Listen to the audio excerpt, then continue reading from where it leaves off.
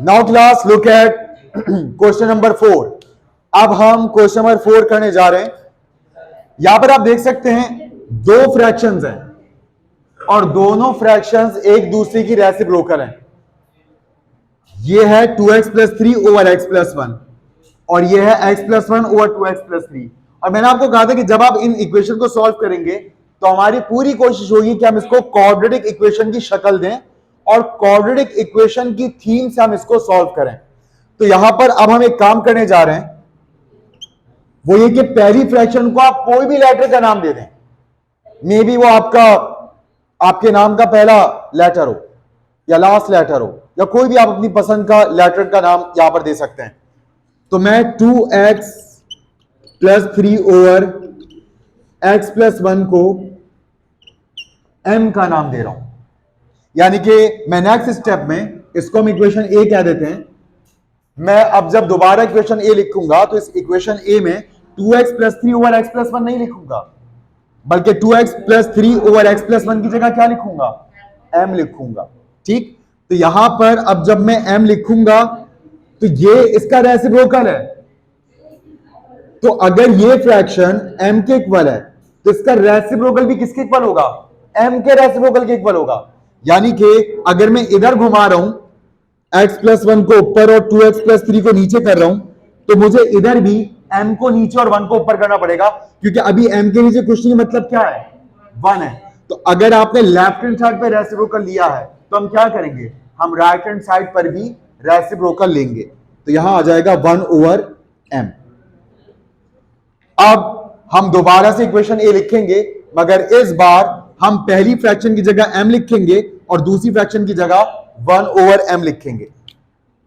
तो equation A becomes 2x plus 3 over x plus 1, इसकी जगह m आ गया, प्लस 6 इसकी जगह 1 ओवर m आ गया और इक्वल्स टू के बाद 7।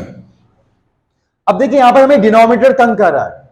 इस डिनोमिनेटर से जान छुड़ाने के कई तरीके हैं। एक तरीका तो ये कि आप यहां पे एलसीएम ले लीजिए। ठीक, एलसीएम लेकर भी जान छूट जाएगी। अगर आप एलसीएम लेते हैं तो m के नीचे क्या है?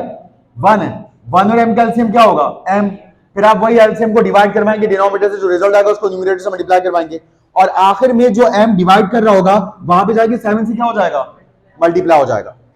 एक तरीका तो यह है, मगर यहां पर हम एक स्मार्ट टेक्निक अप्लाई कर रहे हैं, ठीक, जो कि शॉर्ट है। आपकी बात याद होगी, मैंने आपके पास समझाई थी कि आप जब चाहे किसी भी इक्वेशन में मौजूद तमाम टर्म्स को किसी भी वैल्यू से मल्टीप्लाई कर सकते हैं।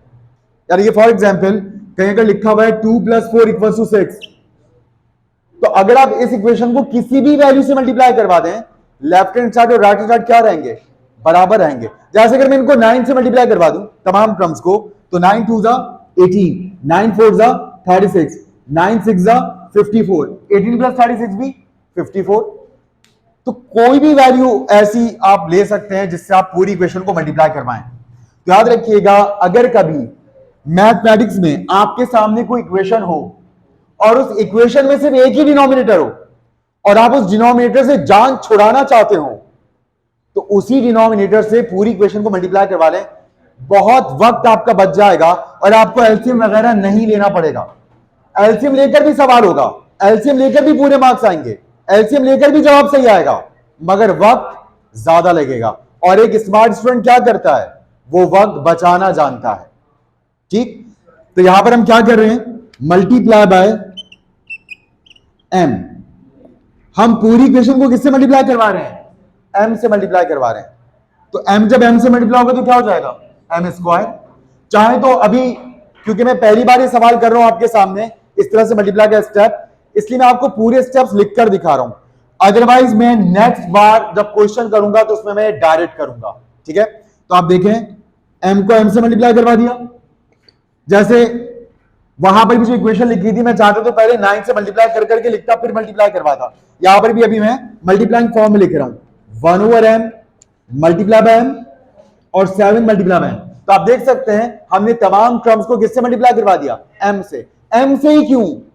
क्योंकि डिनोमिनेटर में m था और हम चाहते थे कि डिनोमिनेटर खत्म हो जाए। तो आप देख सकते हैं मल्टीप्लाइंग फॉर्म में ऊपर नीचे वैल्यूज कैंसिल हो जाती है ना, खत्म हो गया डिनोमिनेटर। इधर क्या रह गया? m into m, m square 6 one जा 6 और 7 इंटू एम 7m 7m इधर प्लस में है, यहां पर अगर किसमें हो जाएगा माइनस में, तो m square minus 7m plus 6 equal to 0।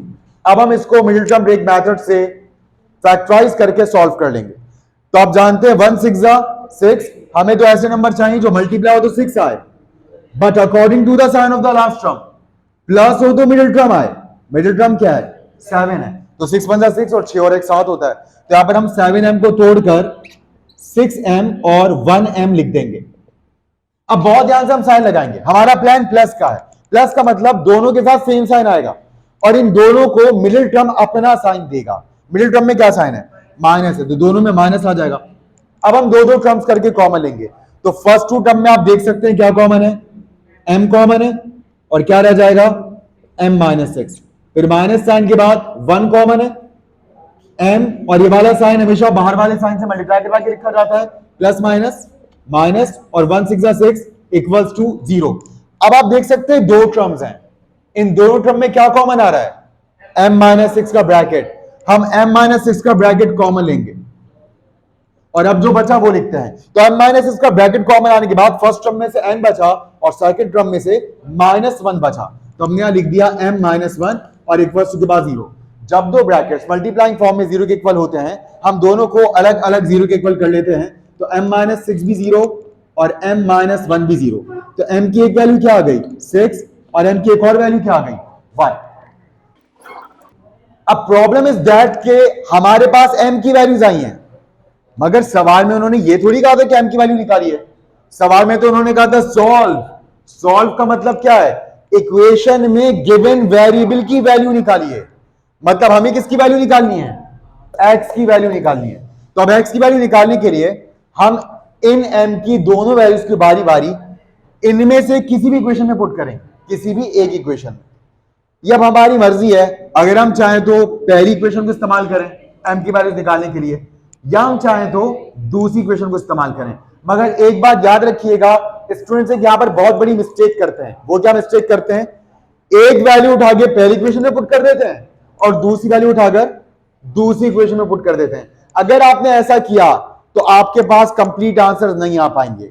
शर्त यह है कि m की जितनी भी वैल्यूज आई हैं उन सारी की सारी वैल्यूज को उठाकर आपको इनमें से किसी एक इक्वेशन में ही पुट करना है, यानी कि जिस इक्वेशन में आप पहली वैल्यू पुट करेंगे उसी इक्वेशन में आप दूसरी वैल्यू पुट करेंगे। तो ये बड़ी कॉमन मिस्टेक है जो स्टूडेंट से हो जाती है, आपने मिस्टेक कभी नहीं होने देनी। इसलिए ध्यान से आप नाम ही बस एक ही इक्वेशन को दीजिए, या हम इसको नाम दे देते हैं इक्वेशन 1 का, और अब हम वहां लिख देते हैं कि we put values of m in equation 1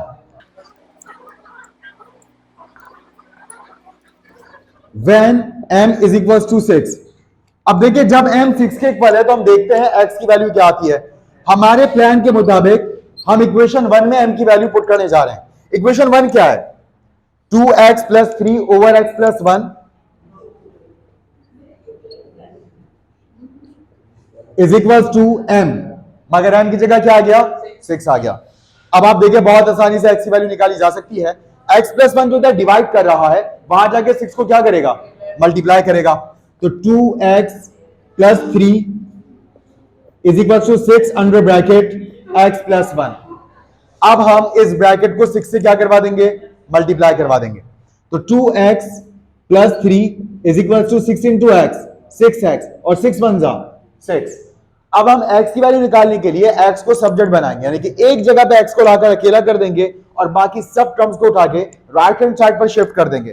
तो 3 यहां से वहां जाएगा और 6x वहां से यहां आएगा, तो 2x में से 6x माइनस होगा और 3 वहां पर जाकर 6 में से माइनस होगा। 2x माइनस 6x क्या बन जाएगा 4x, और इक्वल्स टू के बाद 6 माइनस 3 3। अच्छा यहां पर मैच x के ग्राउंड पर माइनस साइन जीता है, ठीक है, तो जाहिर सी बात है माइनस की टीम 4 की लीड से जीती है और 6 माइनस 3 प्लस 3 होगा। अब x के साथ जो -4 मल्टीप्लाई कर रहा है वहां पर जाकर क्या करेगा डिवाइड करेगा। u पहली कामयाबी मिल गई, x की वैल्यू 3 ओवर -4, मगर अब हमें m की वैल्यू 1 भी पहली इक्वेशन में पुट करनी है। तो when m is equal to 1, जब m 1 के इक्वल है, तो जब m 1 के इक्वल है तो equation 1 becomes 2x plus 3 over x plus 1 is equals to 6 की जगह क्या आ जाएगा 1, क्योंकि यहां पर m था ना, पहले हमने m की जगह 6 पुट किया, अब हम m की जगह क्या पुट कर रहे हैं 1। x प्लस 1 इधर डिवाइड कर रहा है, वहां पे जाके 1 से क्या होगा मल्टीप्लाई, और आपको पता है 1 से जो भी चीज मल्टीप्लाई वो चीज क्या होती है वैसे की वैसी आ जाती है। तो यहां 2x plus 3 is equal to x plus 1, right. अब फिर x की वैल्यू निकालनी है, तो x को एक तरफ कर लीजिए, नंबर्स को दूसरी तरफ कर लीजिए। तो 2x में से ये x माइनस होगा और 1 में से 3 माइनस होगा, तो 2x माइनस x क्या रह जाएगा 1x, और 1 माइनस 3 क्या हो जाएगा -2। तो ux की एक और पॉसिबल वैल्यू आ चुकी, और अब सॉल्यूशन सेट में हम ये दोनों आंसर लिखेंगे, एक है 3 ओवर -4 और एक है -2। ये सवाल मुकम्मल हुआ। सबको अच्छी तरह से एक एक स्टेप समझ में आया इसका, कोई प्रॉब्लम इसमें?